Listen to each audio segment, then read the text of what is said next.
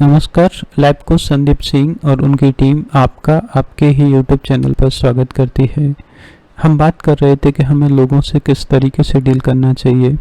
इस वीडियो में हम एक बहुत ही इम्पोर्टेंट प्रिंसिपल की बात करने वाले हैं और वो प्रिंसिपल है कि आप किसी भी व्यक्ति को उसकी गलतियां, उसकी कमजोरियां और उसके मिसफॉर्च्यून्स की याद मत दिलाइए। हम सब लोग इस बात को बहुत अच्छी तरह से जानते हैं कि हम सब लोगों से कभी ना कभी गलतियां होती हैं। हम सब लोगों में एक या एक से ज़्यादा कमजोरियां हैं और हम सब ने कभी ना कभी ट्रेजेडी देखी है, मिसफॉर्च्यून्स देखे हैं। लगभग हर एक व्यक्ति अपनी गलतियों की वजह से गिल्टी फील करता है। अपनी कमजोरियों की वजह से उसको लगता है कि उसकी ज़िंदगी रुक सी गई है और वो अपने आप को परिस्थितियों को गुलाम समझता है। जब आप उसको उसकी गलतियां या उसकी कमजोरियां रिमाइंड कराते हो, याद दिलाते हो, तो उसकी वजह से उस व्यक्ति के दिमाग में बहुत सारे नेगेटिव इमोशंस आते हैं, जैसे कि गुस्सा आता है, तकलीफ होती है, वो फ्रस्ट्रेट फील करता है और उसको लगता है कि उसकी ज़िंदगी किसी काम की नहीं है, वो बर्थलेस है।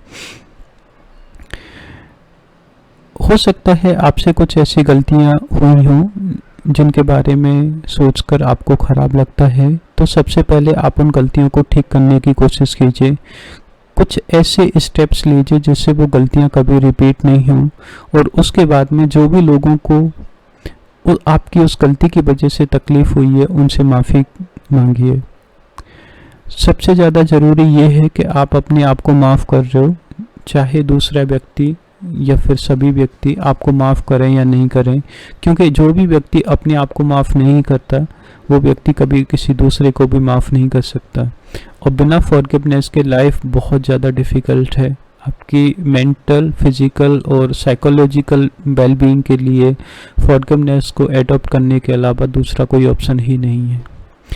जहाँ पर भी दूसरे व्यक्ति से गलती होती है तो सबसे पहले आप उसकी बात समझने की कोशिश कीजिए।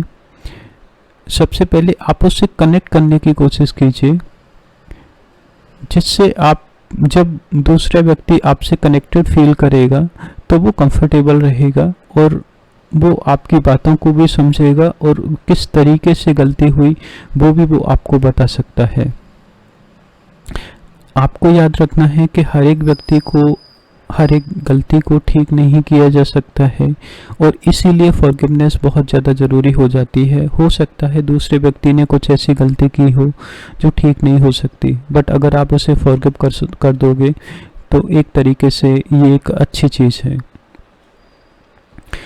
ये ज़रूरी नहीं है कि आप अपनी हर एक कमजोरी को अपनी स्ट्रेंथ बना लो, अपनी ताकत बना लो। फिर भी आप अपनी वीकनेसेस पे उतना काम कीजिए जिससे वो आपकी ग्रोथ को नहीं रोकें, आपकी ग्रोथ में एक ऑब्स्टेकल क्रिएट नहीं करें।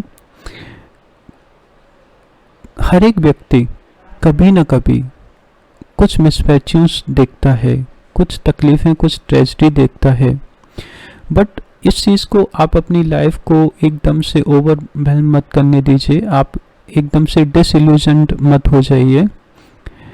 आपने बहुत सारे लोगों को देखा होगा जिन्होंने अपनी ट्रेजेडी को अपॉर्चुनिटी में कन्वर्ट कर दिया खुद की ग्रोथ के लिए, जिससे वो खुद को समझ सकें।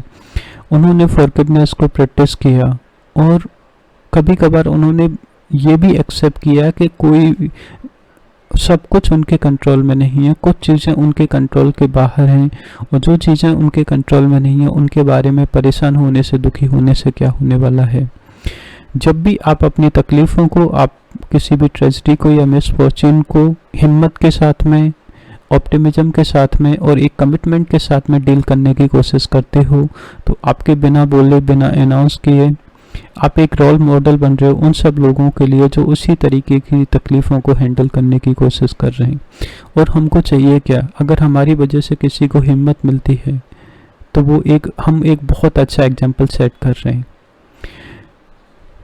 एक बार फिर से किसी भी व्यक्ति को उसकी कमजोरियां, उसकी गलतियां या फिर जो भी उन्होंने ट्रेजेडीज झेली हैं या देखी हैं, आप उनकी याद मत दिलाइए। इससे आपके रिश्तों में बहुत मदद होगी। Stay blessed and happy.